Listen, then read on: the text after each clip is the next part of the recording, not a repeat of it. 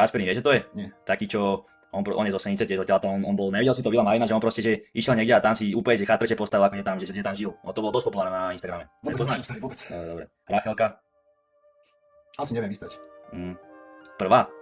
Hej, mne hrozne vadí prejav. Fakt, že ja keď ju počúvam, tak ma chytajú, že aj Joe Trendy, aj Fero Joke sú takí, že nejdem si to, nemám to rád, ale akože vedel by som to počúvať aj hodinu, že akože nestávajú sa mi z toho chlopy. Ale Rachelka je taká, že normálne, že mi rastie tlak, keď ju počúvam a mám chuť niečo rozbiť.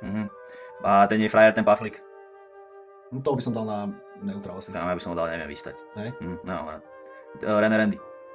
V pohode. Ozaj? Si v pohode? No, tak po nás vypracoval, ja ho poznám ešte úplne, vieš, z Bratislavy, ja ho poznám ešte kamo od detstva, bol taxikár a išiel si svoje, neriešil hejty a nejak to vybudoval, akože aj takto tiež napríklad hudba nie niečo, čo by som akože počúval, ale cením proste, že ide si svojou cestou. Terry Palová? Tak takto, Terry Palová je akože frajerka Sepa, a to nerieš, kamo, buď rád. Ja také veci riešim, lebo jak to povedať? Ja proste keď si niekoho vážim, tak ja beriem, že muž a žena, keď má niekto ženu, tak ja keby beriem ako jedného.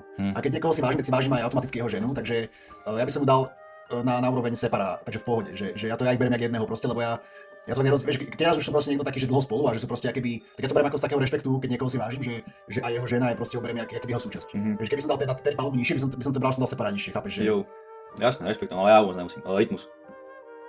W.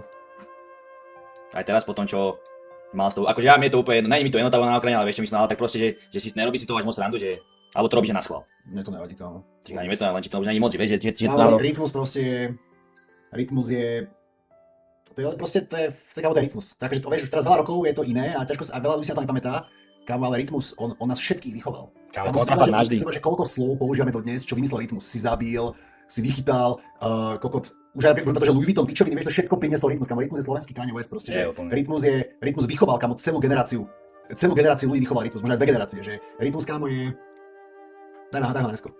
Ale koko!